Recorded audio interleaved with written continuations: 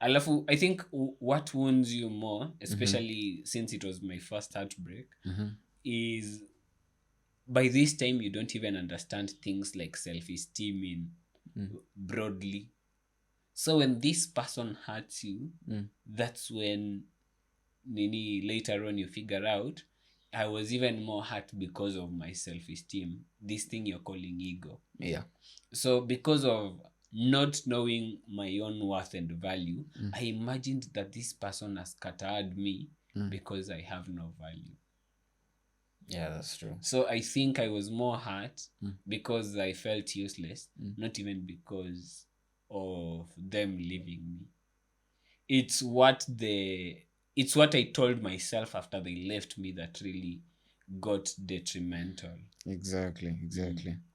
Yeah, maybe just to highlight on that, I think what normally hurts us most when we're dealing with heartbreak or you're going through a breakup is the fact that you don't want to accept that there's been a change in how now you operate.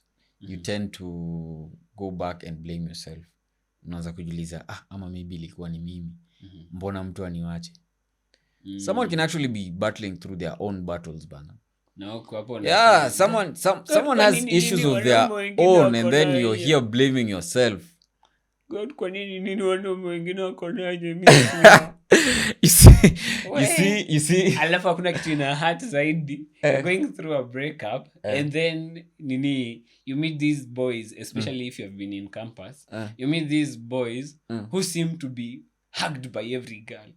Like, alafu saizo wewe wakifika kwako ni handshake. You're like,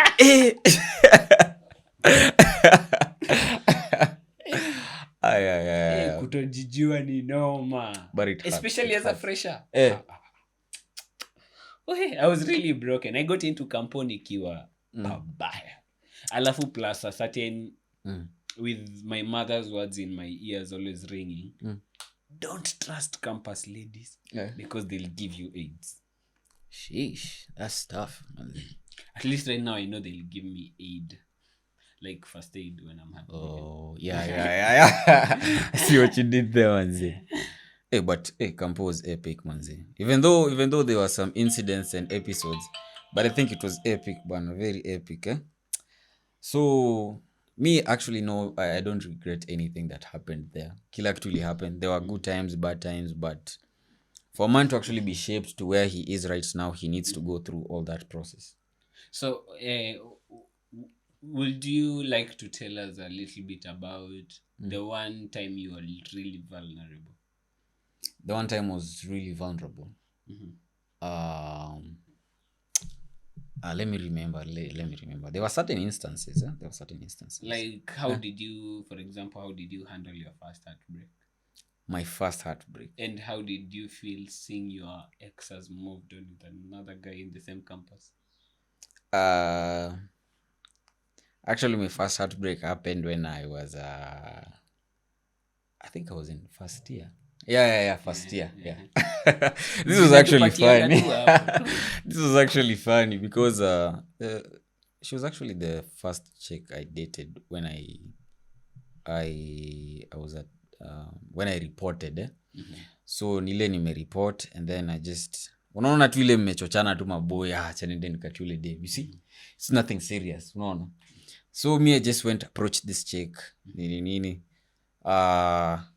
before even knowing it I'm texting her nini. Then she came to my crib, unaona. So back then sasa tuko hostels. Yeah, amekam hostel then sasa mimi nadhani ni ile tu tunaongea conversation nini. Within no time tukaanza kudate, unaona. What I didn't know, this chick was also a first year. Unaona. But she was slightly older than me. Unaona. She was slightly older than me. Yeah, so imeenda hivyo tuna date. But you know the problem is, the good side is, when you're dating an older chick, the approach is different than when you're dating a younger chick. Yeah, she normally tends to have that motherly love. Unaona, like she's taking care of you na unaona, she's calling you umefika kwa nyumba ati hujavaa sweta unga, you're like unaona. So that's okay, ili ni hit different because mi sikuwa nimezoea hivyo, ilini hit different, unaona. So now when she got a much older guy, I think she left me for sijui ilikuwa ni third year ama I think third year, yeah. Third year fulani akakutoka. Yeah, third year fulani akanitoka. It was really hard to handle it because unaangalia you are so outclassed that hadi ukianza kusema ati now you're trying to win this chick back, hauwezi.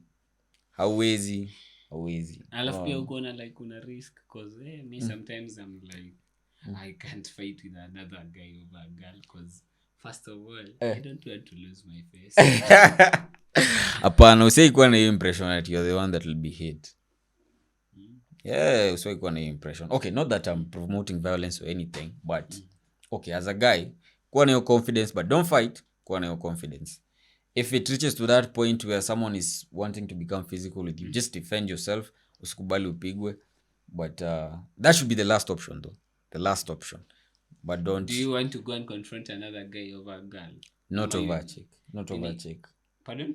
Not over a girl, actually. Don't go and confront her. I feel like if this chick has chosen me, she has chosen me. Because unaona, this is not viatu ati akichukua ende nayo kwake. Ati IG. Tunaenda kuichukua. Huyu ni binadamu, ana akili zake. Amejiambia nimeacha Pius, leo naenda kwa Munga. Exactly, yeah. I feel like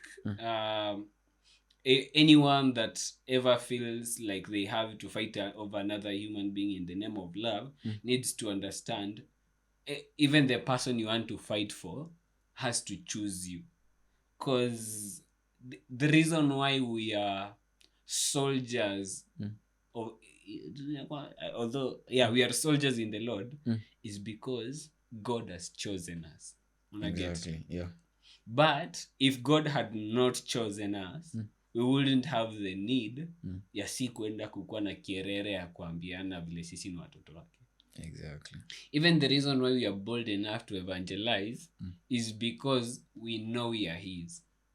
Imagine kama ungekuwa una doubt kama God anakupenda. Kuna venye ungekuwa na confidence ya kwambia say mimi naitwa Pius na nimeokoka. Ai, wapi. Because hujui kama wameona God huko akikucheat na mse mwingine. Bana jo. Yuko sure. Umesema God manze, God ni wa Kristo jo. God ni wa Kristo. Alafu unacheki mwatheist fulani tu hapo tu amechill na God anamsort. Alafu like well I hope you get what I'm trying to say. I understand your logic. Because the Bible says that he is the groom and we are the brides. You get? Yeah. So, as the bride of Christ, we are bold enough to evangelize this word because he has chosen us. Yeah. So, in the same way, even in a relationship, mi siwezi nikakam kukufaitia na wewe si independent. So, you have to choose. I think hapo kwa fight, me I only support it. I can't... On, in the case that maybe you're defending yourself or you're defending your lady. If it's defense, it's totally okay. From vagabond or exactly. It's totally okay. Unaona? But you yourself sorting to violence in a show that you still have a long way to deal with your emotional problems, or baggage, the way you handle it. Because if you can't really handle it within yourself for you to resort to violence, that means you really have a long way to go for you to, let's call it emotional intelligence, for you to be emotionally intelligent with how you actually handle yourself.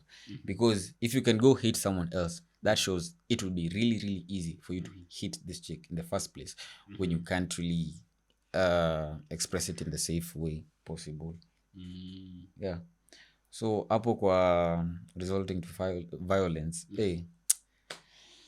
well, it's just not something to do. Na ushaikuwa na friend mwenye alipigwa na manzi yake? Not a friend, but there's a situation yenye niliwaisikia. Yeah. I've had friends that have had toxic relationships. Wengine unasikia wanapigwa na pasi. The guy is being beaten. Well, there's some chicks out here that can even stab you, manze.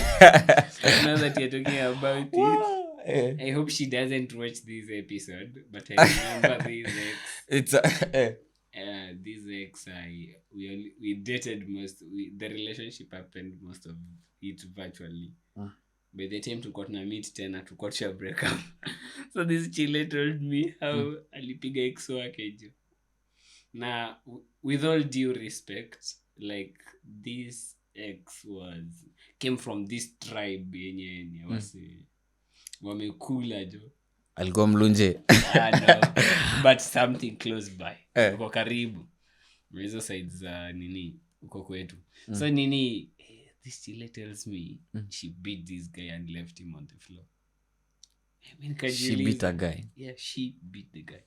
Kajiuliza, bro, ulichapa ule alafu bado nataka kuwa safe kwa hii relationship.